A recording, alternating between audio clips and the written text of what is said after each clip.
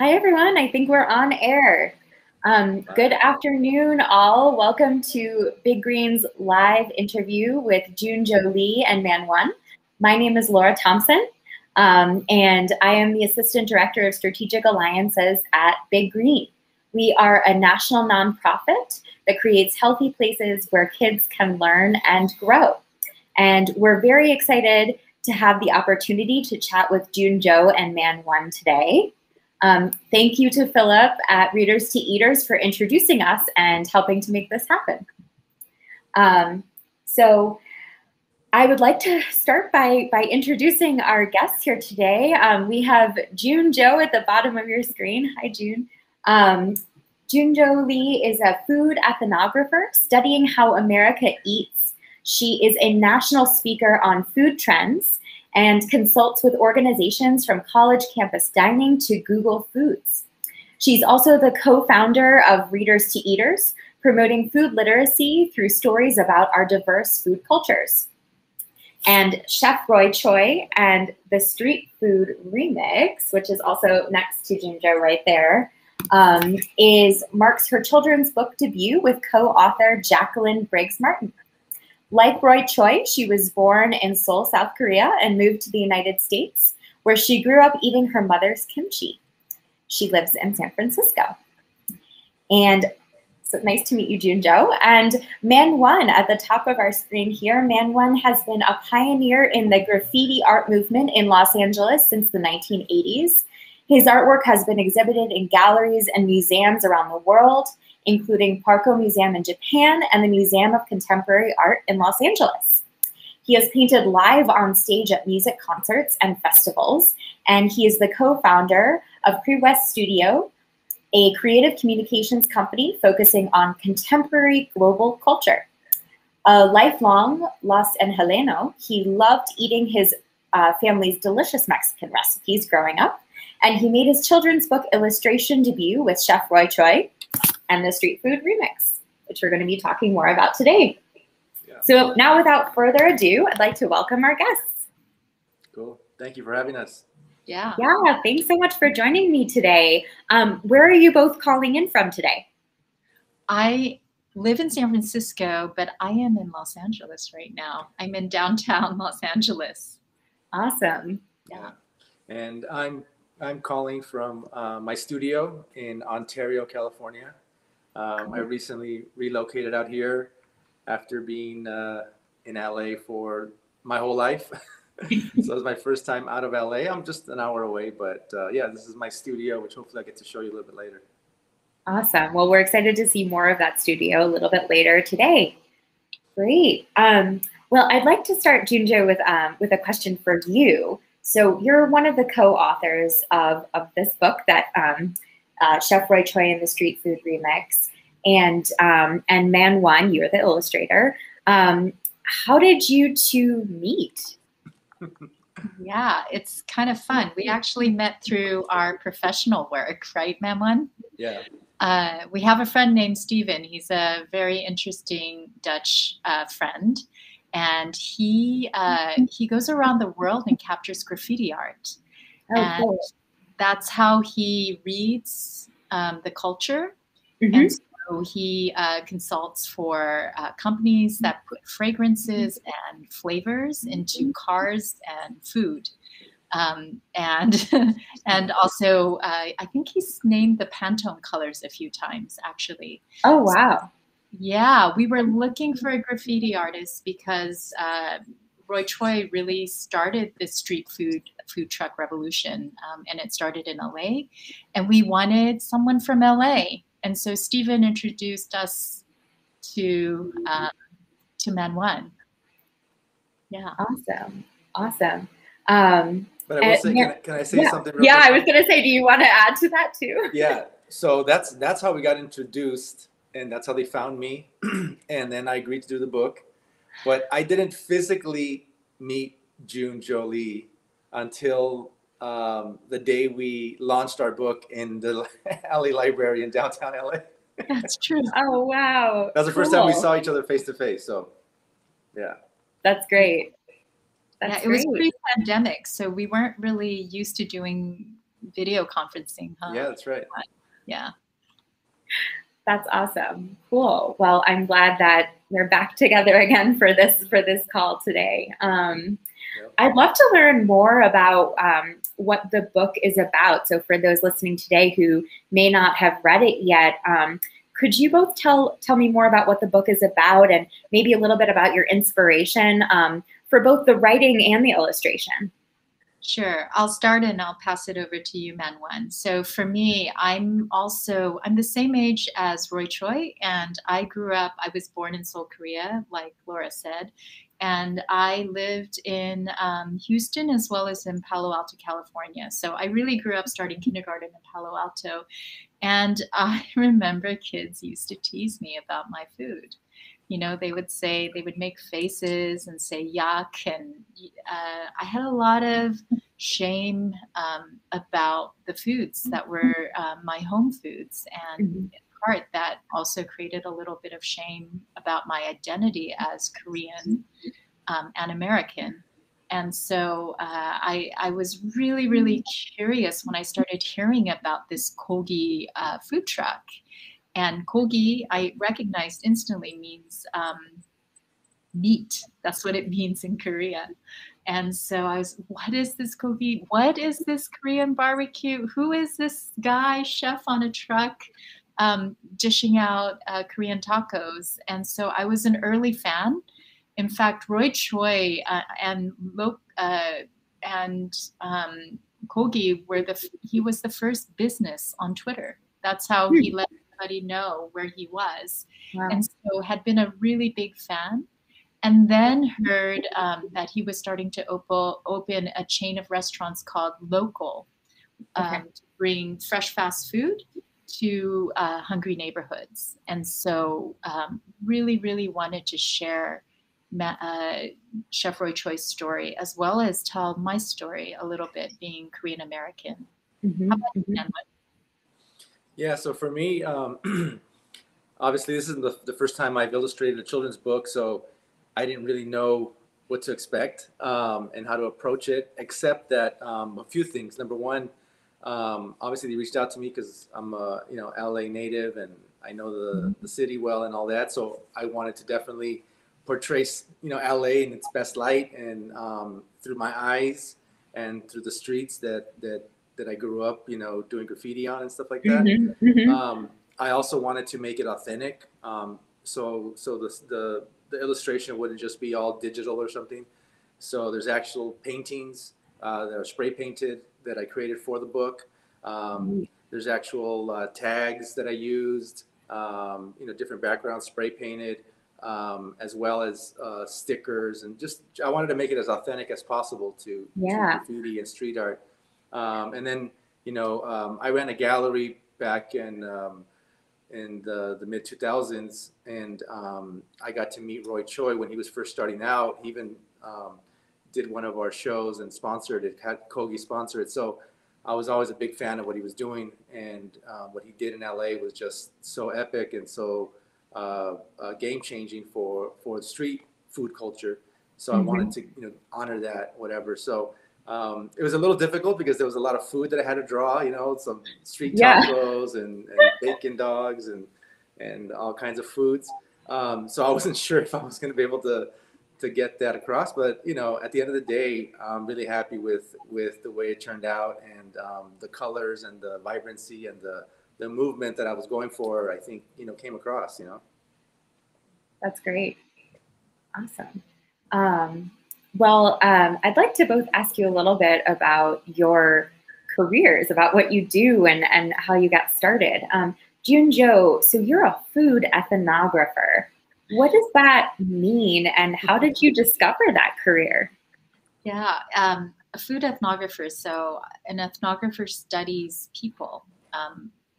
Ethno means people, and grapher means write. So I write about people, but specifically food culture. And I, like many people, or maybe half the people, stumbled upon this career. I studied cultural anthropology.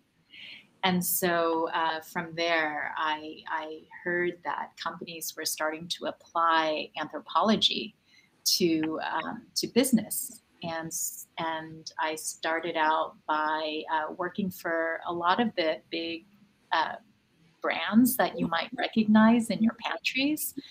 Kraft, Pepsi, Gatorade, Hershey, Nestle. They contract people like myself to understand how America is eating. So literally, that is what I study, and I realized in America, well, all over the world, we have these ideas about healthy, and I don't even, what does it even really mean, right? Healthy. And so part of why I wanted to write this book, and if you'll notice, we never use the word healthy once in this book. I wanted to share with children this idea, this Korean word, 손맛. 손 means hands, and 맛 flavor. So it's food flavored by your hands, or really food flavored by relationships. And so I wanted to just share with kids, you know, eat foods flavored by relationships. And that was the impetus behind the book. But I studied cultural anthropology, and it was one of the things that opened up for me as a career. That's really interesting. For you, how can food be a great way to learn about culture? Well, I mean, I have a few, well, food is sort of like books, which are known to be books, children's books in particular are known to be windows, mirrors, windows, and sliding doors. I think food is a way to see people's identities, expressions. It's a way into people's cultures and who they are and how they dream and aspire to be. So food is really a way to understand everyday lives of people. And I think food systems, when you think about food systems, they really sit on top of family systems. So family systems are expressed through the foods we eat. For example, you know, you can be very open. A lot of people these days are very open to trying new foods versus I think maybe our grandparents' generation, they were a little more conservative and they knew what was familiar and what they had. But now everybody wants to try different foods, different flavors, different textures, different cuisines. And I think that really is a reflection of our openness to connect with each other and to learn about each other. So great. Thank you. Thank you for sharing that. Man One. So you're a graffiti artist and a muralist. How did you get started in this type of art, and what are some of your inspirations? Well, you know, I've been an artist ever since I was a little kid. I can remember drawing on everything, all through grammar school and elementary school. But it was in high school that I got into graffiti art, and that changed my whole vision and attitude about art. Because what happened is, when I got into graffiti art, I realized that if I did my art on the streets, and I did it large, thousands, if not millions of people would be able to see my art in LA, you know? So I was like immediately hooked on graffiti, and you didn't have to go to school to learn it. You just had to do it on the streets, and we had mentors and things like that. But my goal was always to do huge, large, you know, public murals. That's what I wanted to do, but there was no school for that. So graffiti was my school. And I got hooked as soon as I started doing graffiti. And I said, this is like in 1987, so it's a long time ago. I was like 16 years old, and I told my friends, like, this is what I want to do for the rest of my life. I want to do graffiti. And all my friends were laughing at me. They said, you know, no one's going to pay you to do graffiti. And fast forward all these years, here I am, not only getting paid, but having a really fun career, traveling the world, painting murals in different cities, illustrating books like this one. Doing all kinds of projects for big clients, corporate clients, public art for cities and municipalities. So yeah, it's turned into like a really awesome career. Obviously, I went to college and got my degree in fine art. I wanted to make sure that I had a foundation and I knew what I was talking about, because at the time, street art didn't exist, and graffiti art was just a negative, Mm-hmm. it had a negative connotation to it. So I figured if I was educated and I had a degree in fine art and I knew how to speak the lingo, then, people would be able to understand where I was coming from, and I'd be able to Mm-hmm. communicate. And it actually worked out. I mean, it got me into big museums around the world. It got me onto some walls of some of the biggest collectors around the country. Mm-hmm. So that's kind of been my whole push, was just to make something that was looked at as illegal, and something that was actually frowned upon, and Mm-hmm. being able to show people that there's a positive side to it, and it's an art form. And so Yeah, that's kind of where I'm at. that's awesome. Do you feel like there's been a shift in how people view graffiti and street art? I mean, absolutely, there's been a shift. When I was young, into graffiti, no one knew I was doing graffiti. You didn't tell your Mm-hmm. parents, you didn't tell your friends. You were like undercover in the middle of the night, going out and doing this stuff. Mm-hmm. Now, it's on my T-shirt, it's on my hat, like the Yep. whole branding thing. I mean, I'm doing children's books. So Yeah. and that was one of my things, was that if I'm going to do a children's book, I would, obviously I always wanted to do a children's book since I was little, and I was like, God, I want to do that, but no one's gonna let me do that with my art. And here I am, a few years ago, got the opportunity to make this book. And one of the very first things that I wanted to do was to make sure that there was a graffiti piece in the book. And there's a section there with the Watts graffiti letters that I did. And that's kind of my favorite page, because it just shows that graffiti can now exist, in a children's book, right? So that's the page that I really am proud Awesome. of. That's really cool. That's really cool. So a question for both of you. How do each of you celebrate your own food culture? Manwan, you want to? Okay, I'll start. Sure. Well, I'm first generation American. I was both my parents are from Mexico. Mm-hmm. So I grew up in a family where our Mexican culture was really vibrant. Meaning the food, the language. I mean, Spanish was the first language I spoke, Mm-hmm. because that's all we spoke at home. And my grandmother had like 7 kids, so it was like there's always people over the house, and there was always food on.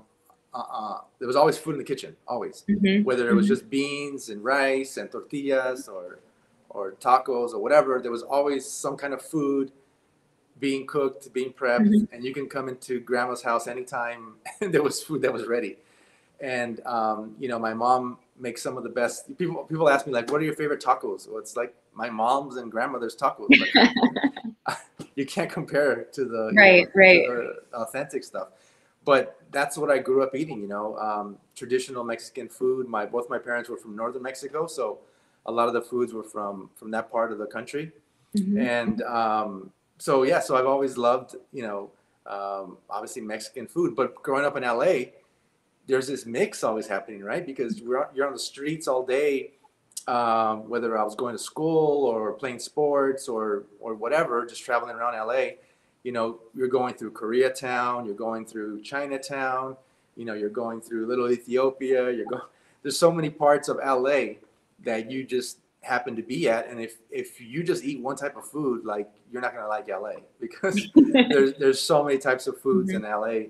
And there's always street vendors on a corner, and so I'm really proud of that LA has this diverse type of street food, and also just a diverse type of cuisine that comes from Latino roots, from the Salvadorian and Mm-hmm. Central American, but there's also all kinds of countries and a lot of Asian influence. But for me, it was always Mexican food is my all-time favorite, I guess. Awesome. Thank you. Yeah. So I grew up a little different from Manwan. I'm an only child, and I was a latchkey kid because both my parents worked. Mm-hmm. So I would come home, and I would start sort of I started cooking my own food. Like some of the first foods that I made was probably ramen. And in fact, that's what we have on our end papers. And as well as it's the first poem recipe we have, mix. And then I learned how to make Japanese curry and started cooking really young to feed myself. But there's this, our last scene, in fact, the way we close the book is the way I grew up eating. So it was the way Roy Choi grew up eating, which was you just open the fridge and see what sort of leftovers are there. And you kind of put it all together. And in Korea, we have this Bibimbap, which is a mixed rice bowl. And so you just need hot rice and you put all the tasty stuff. And then you put some awesome sauce on it, which we're going to make in a little bit. And you mix it all together. And it's really yummy when you eat that and watch anime, you know, before your parents come home. But these days I cook a lot. We have a lot of friends over and I love to make kimchi. So kimchi is not just a food. It's also the way that Koreans love to eat vegetables. And so I make a lot of kimchi at home.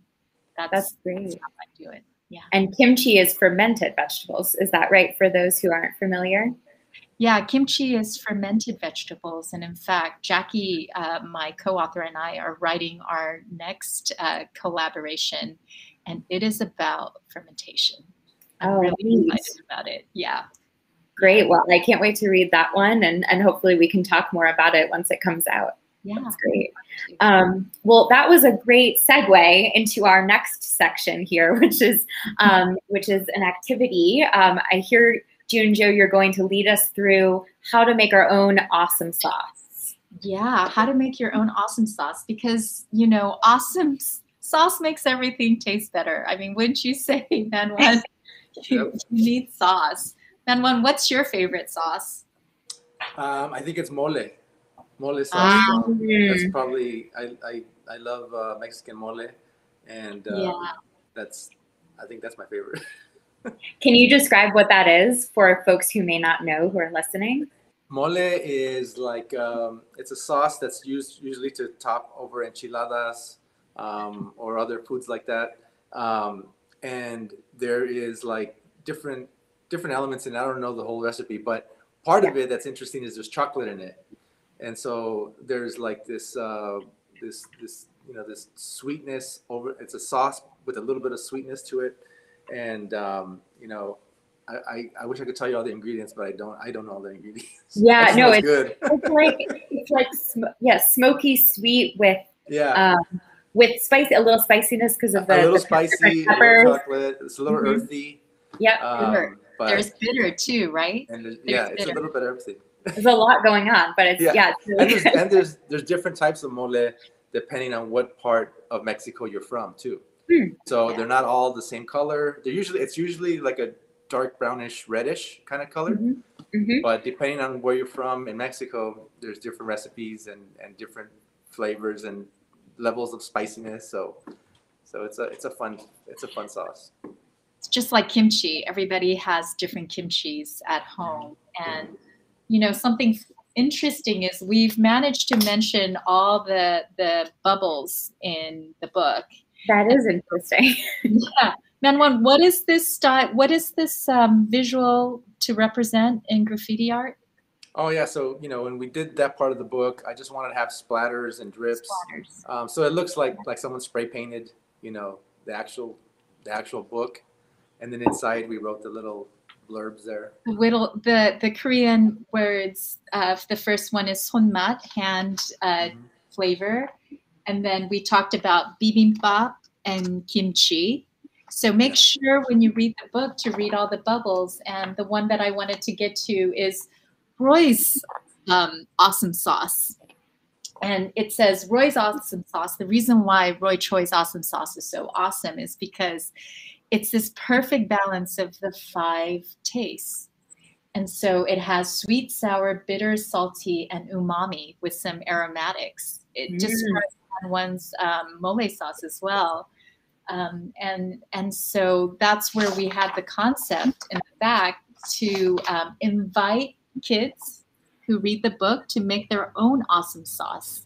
So to make your own awesome sauce, mix what you like. Catsup, soy sauce, cilantro, miso. Mix and taste until you find the right perfect balance of sweet, sour, bitter, salty, and savory. And so, Laura, I just wanted to ask you before we start, what is your favorite sauce? Oh gosh, that's a really good question. I do love the umami taste, but I don't know what sauce would you say that would be? I think a lot of fermented sauces all have umami in them. And then cheese tends to have umami as well. A lot of umami. Yeah. I do love cheese. Anything with mushrooms has a lot of umami. Soy sauce has a lot of umami. But my favorite Korean sauce is gochujang. And so I bought some here in LA, and you had some in your fridge. I did have some in my fridge. I used it actually to make a kimchi rice bowl recently. Oh, lovely. Yeah. And if you want to open it, okay. And then can you take a little taste? And could you describe what you're tasting to me? I'm curious. What I taste. What you taste. How would you describe that? A lot of flavor. So there's like sweet and salty with a spicy aftertaste. Yeah, sweet, spicy, yes, salty. A lot of, I think umami is also. I was going to say a lot of umami. Yeah. And there's some bitter. There's some bitters from the chilies. Chilies can be kind of have this really nice bitter taste that I love, but balanced by the sweetness. And so the spicy and the bitter tend to be balanced by sweetness a little. And then there's a mouthfeel too, a texture to it, right? Yeah, it's like thicker. It's a thicker consistency. Yeah. Mine has some seeds in it too. These must be maybe sesame seeds? They are sesame seeds. So I think you may have one that already has some sesame oil and sesame seeds. And okay. Mix.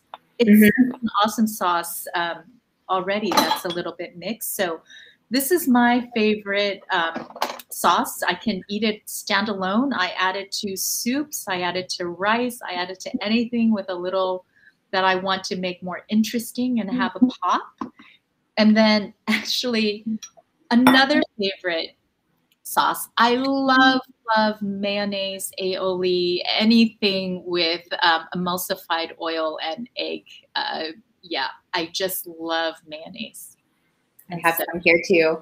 Mine is actually an avocado oil. So it's a little bit different from a traditional mayo, but it has the same taste to it. Yeah, mine is avocado oil, and it also has eggs. So do you want to taste the mayo and see what it tastes like? Yeah, let me grab a different spoon. Yeah, I was just going to double dip, but.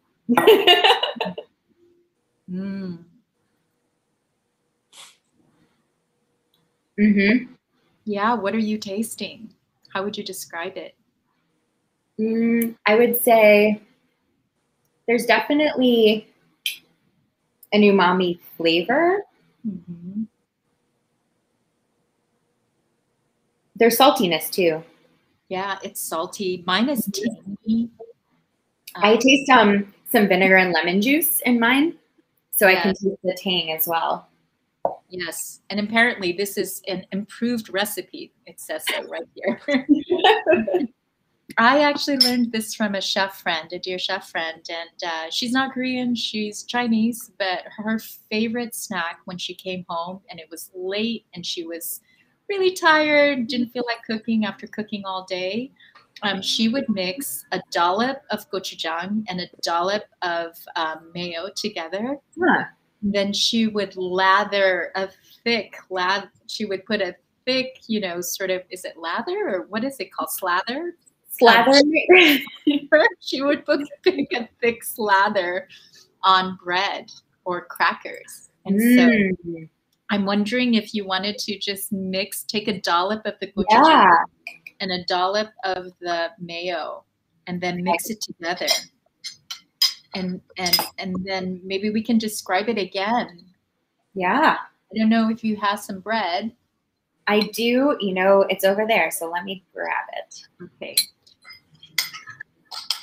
And so, yeah, so easy to do this. And literally this awesome sauce, it kind of reminds me of ketchup and mayo. Isn't that called fry sauce? Or what is ketchup and mayo called? I think it's fry sauce, but this is literally my favorite sauce, and it's so easy. And you know, if you feel like you want to have more vegetables, it's a really good veggie dip. Okay. I like to dip carrots and cucumbers in it, or you could slather it on a nice thick piece of bread or cookie. I bet it would go with tortillas, and it actually goes really nice on top of rice. But wow. Yeah, do you want to? Yeah, I have a little piece of bread here, and I'm gonna get it mixed up. Yeah, and then take a taste. Okay. So when I put it on the bread, always taste. Well, you can just kind of taste it on its own, and then taste it with bread. Mmm. Do you like the two flavors? Yeah, that's really interesting. No, in a good way. I'm trying to think what it reminds me of. Yeah, is there sort of a memory that it reminds you of? I'm trying to think what it is. It's like, because it's creamy from the mayo, but then it has that spiciness to it and that like bitter vinegar taste. I can't place the taste, but I like it. Yeah, that's great. Do you want to try it with the bread? Yeah. Gives it a little neutral palate to enjoy the sauce. Yeah. I'm known to enjoy my sauce with a little bit of bread. So it's mostly all sauce.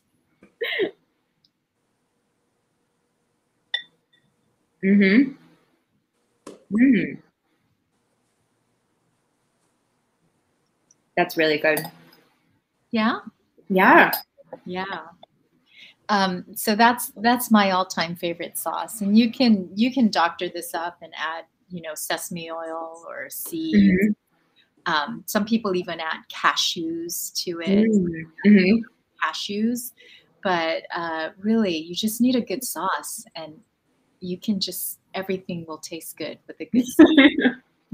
And I wanted to just share a little bit of like my favorite kimchis that I just picked up. So this is marinated garlic. You marinate garlic in soy sauce.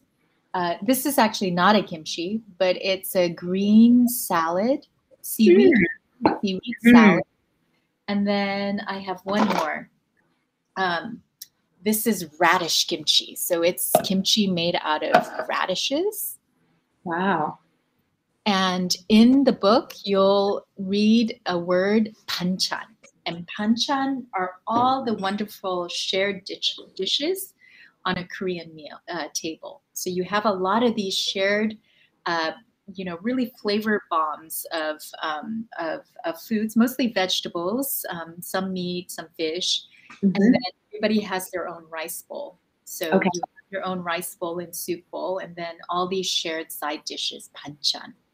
And that's how we eat in Korea. Yeah, we take a little bit of this and a little bit of that, and we compose the flavors on our chopsticks and our. Wow, that's really interesting. So I would just take a little bit of each of your kimchis and eat them with my rice and different things at the table. Yeah. So you're actually kind of cooking right at the table. So I don't know. Have you been to Korean barbecue where they grill on the table? Yeah. So that's literally cooking at the table, but actually as you're composing each bite, you're kind of composing your own flavors together. That's and I encourage kids to do that, to know what they like. You know, it's okay if you don't like certain things, but know what you like and be able to talk about it, you know, talk about the flavors and what you're tasting and what it's reminding you of. And always try new foods. So when I was growing up, food was a way to keep me out by kids saying, yuck, like, what are you eating? That's, you know, gross. But really, if you try new foods and your friends' new foods, it's actually a way to make bridges. So and make your world bigger, expand your world. Thank you. That's great advice. And I think, yeah, I agree. As I've gotten older, I've been more open to trying so many different foods, and it's been quite an amazing experience to be able to experience different cultures through food. Great. Well, thank you for sharing that activity, and hopefully folks can do this at home too. We can repost what you need for the activity after we finish this call today. Man One, so I'd love to move over to you now. I hear you're going to lead us through an art demo. Yeah, too bad I'm totally hungry now. So now so we're just going to draw food. I'm going to eat some paint right now. No, don't do that. Yeah, so I'm going to do a little quick demo. Just show you guys, you know, the basis of graffiti art is lettering, and usually the subject matter is your name. So that's kind of the historical aspect of graffiti art, right? So, you know, I took the name Man One from the beginning. That's been my street name, my graffiti name, and so usually when I do pieces, which are large, colorful, mural-like letter forms, I use the word man, sometimes Man One, but usually man. The one at the end, so Man One, the one is kind of like saying you're the originator of that name in that city. So it's almost like a copyright. So my street name is Man, but the one kind of makes it official, right? So there's no Man Two or Man 10. So that's why Man One. But you'll see a lot of my graffiti just use the word man. So I'll give you some quick samples. So this is like I have this sitting in front of my on my table at right here in my studio. So every time I come in, I do a sketch a day. That's what I call it, and it's just a quick marker thing. It takes me a few minutes or less, and it's just a way to show up in the studio and do something, you know, to kind of get the bugs out. And none of these are anything that I would, you know, put in a museum or anything, but it's just fun. And, you know, like this one says Man One, if you can read it there. Yeah. And these are just very, very quick, you know. Even this one's a little bit more complicated. So that's kind of what I was talking about when I said a piece, right? Like it still says MAN, but you see it's a little bit more complex than the other ones. But, you know, these are just quick, fun, you know, hit-ups, we call them. And so I'm going to show you how to maybe not do exactly this, but how to arrive at this. So I have my little setup here at the back. Let's see if I can move this. Yeah. That's perfect. Okay, that's good. All right. Yeah. So people always ask, well, how do you start? How do you do a letter that's that crazy? And how do you get there, right? Well, you have to literally start from the basics, you know? And so the way I learned, and it's kind of the way I'm going to show you here, is let's just take the alphabet. So like the letter A. So, you know, the letter A is just like that, right? But if you take the letter A and let me see a little, you know, there's the triangle kind of A. Then I go around it like this, right? Mm-hmm. Now it's a little bit blocky, right? Then if I filled it in like this,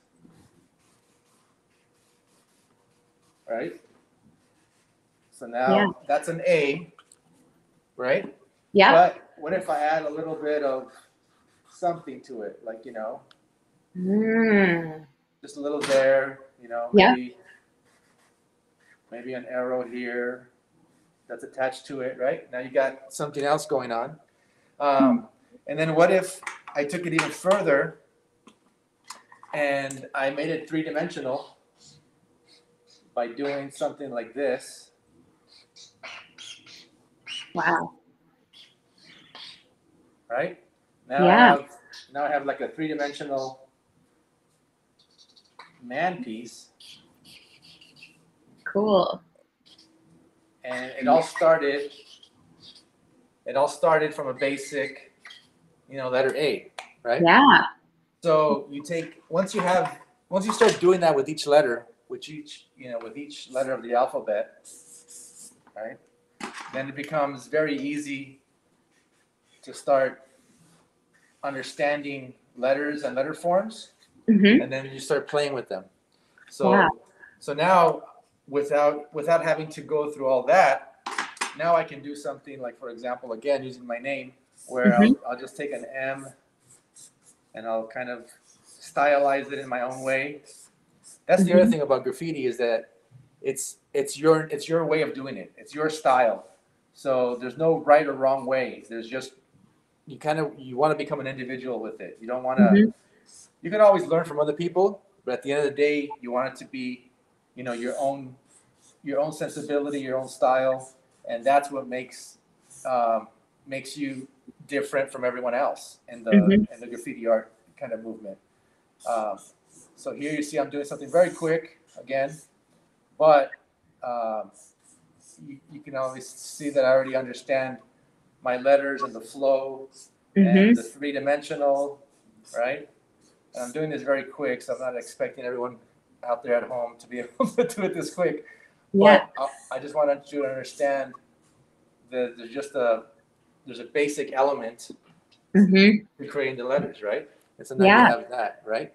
And so that's how you're able to go from a simple letter to something more complex. And obviously, you blow this up on the size of a wall that's like 10 feet wide, and you do it with the spray can, and you fill it all in with all kinds of colors and all that stuff, and then it becomes like something really beautiful and really, really fun to look at, And then also another important aspect to graffiti, very important, like I said, is your name. But along with your name, it's your signature. And so a piece isn't really finished till you sign it. And your signature is like what makes it, super authentic. So this is the way I sign my paintings. Something like this. Right? Yeah. So that's his man one, and that's a quick little tag. Cool. And so each artist has their own signature, has their own style, and that's the basic approach to graffiti. Just so you know, when I first started, it took me, years to develop this. It didn't happen overnight. It took me a lot of years. And then the spray can stuff took even longer, because just to get a straight line without the spray paint to drip, that took like a whole year of practicing, I can imagine. and then learning all the different tips and all that kind of stuff. So it really is an art form that takes a lot of dedication, a lot of technique. But this is the introductory, 0.1, level, right? Yeah. That's great. How did you develop your individual style? Like, how does someone go about developing their individual graffiti, style and tag and everything? Well, I mean, back in the day, this is before the internet. This is before, YouTube or any of that kind of stuff. We used to have these things called books and magazines. And so there was very few books on graffiti art. But there were a few, and we'd get our hands on these books. And being from LA, we learned about graffiti in a different way in LA because there was a lot of gang culture in LA for many decades. But the hip hop kind of New York sensibility, the East Coast kind of sensibility to graffiti, that came to us in like the early 80s. And so some of those magazines and books and photos started coming over here. And so I would just look at these pieces and try to understand them and try to break them down. And to answer your question, I think the first way that I started was the people, the artists that I really liked, the styles that I really liked. I tried to like emulate them and find out how they were getting those letter forms. And then from there, able to dive off into my own kind of practice, you know? So it's definitely an evolution.